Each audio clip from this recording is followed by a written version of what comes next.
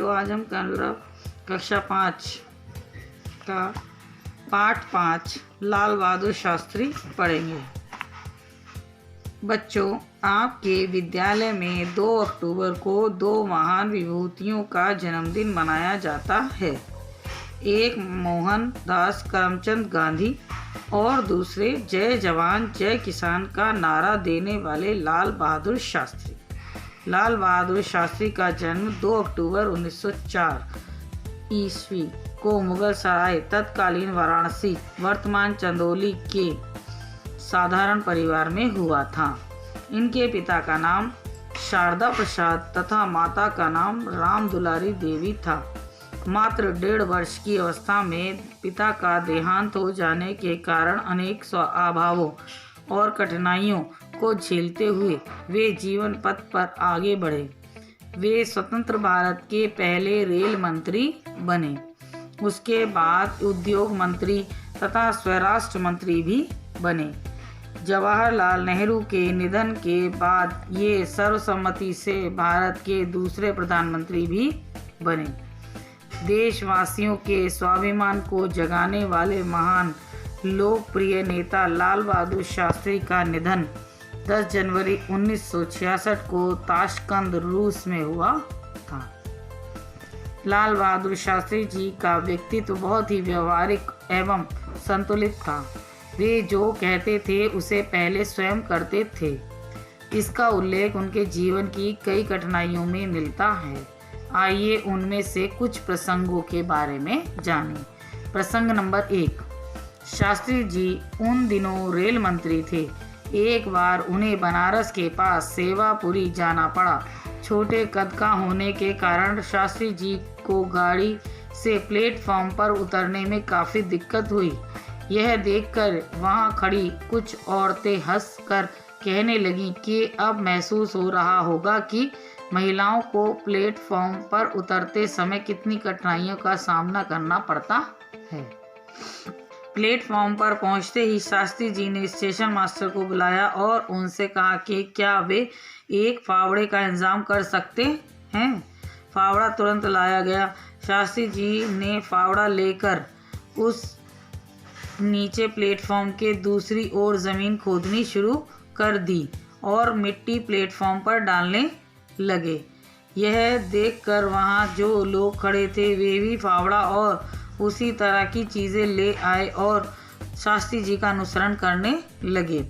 सभी को तब सुखद आश्चर्य हुआ जब 3 घंटों के अंदर वह नीचा प्लेटफॉर्म मानक स्तर तक ऊंचा बन गया। प्रसंग नंबर 2। यह प्रसंग भी उस समय का है जब शास्त्री जी रेल मंत्री थे और सरकारी काम से इलाहाबाद प्रयागराज जा रहे थे। शास्त्री जी की कार रेल फाटक से थोड़ी ही दूर पर थी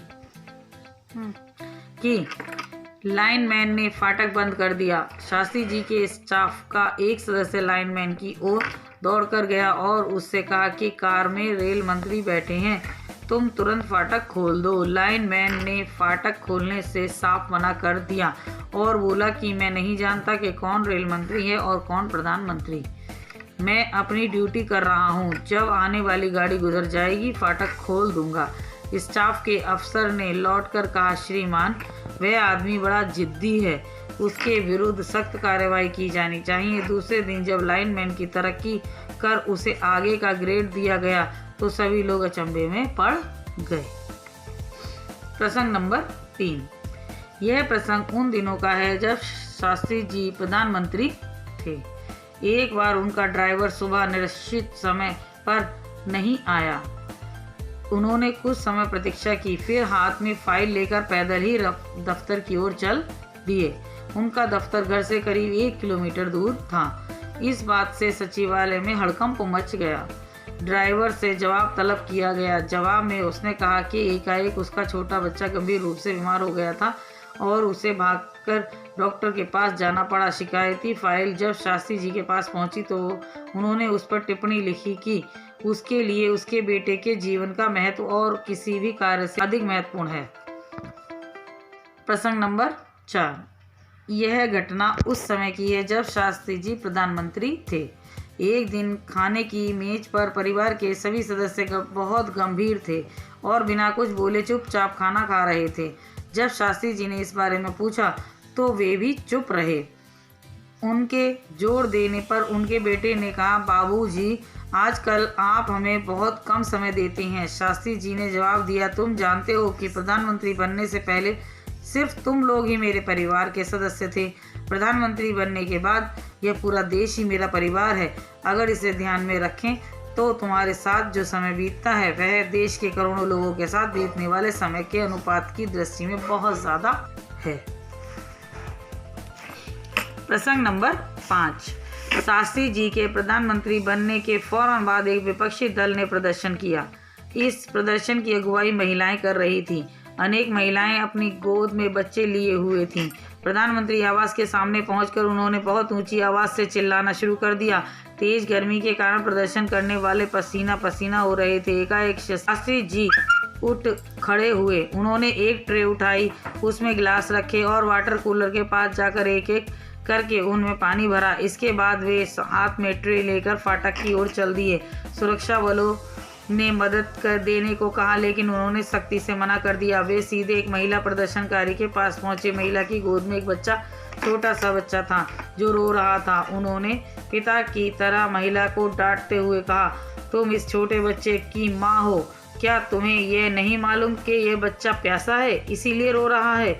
उन्होंने बच्चे को अपनी गोद में लिया और ट्रे माँ के हाथ में पकड़ा दी। फिर एक गिलास उठाया और बच्चे को पानी पिलाने लगे। महिलाओं ने उनके पैर छूने शुरू कर दिए। कुछ ही क्षणों में भीड़ हटने लगी और लोगों को यह बिल्कुल याद ना रहा कि वे वहाँ किस उद्देश्य से आए थे। जब सिर्फ 4-5 आदमी बच गए तब शास्त्री जी ने उनसे अनुरोध किया कि वे अंदर चलें और इस संबंध में बातचीत करें। अभ्यास के शब्दार्थ पहले पढ़ते हैं। प्राचीर, दीवार। प्रतिष्ठा, सम्मान। निधन, मृत्यु।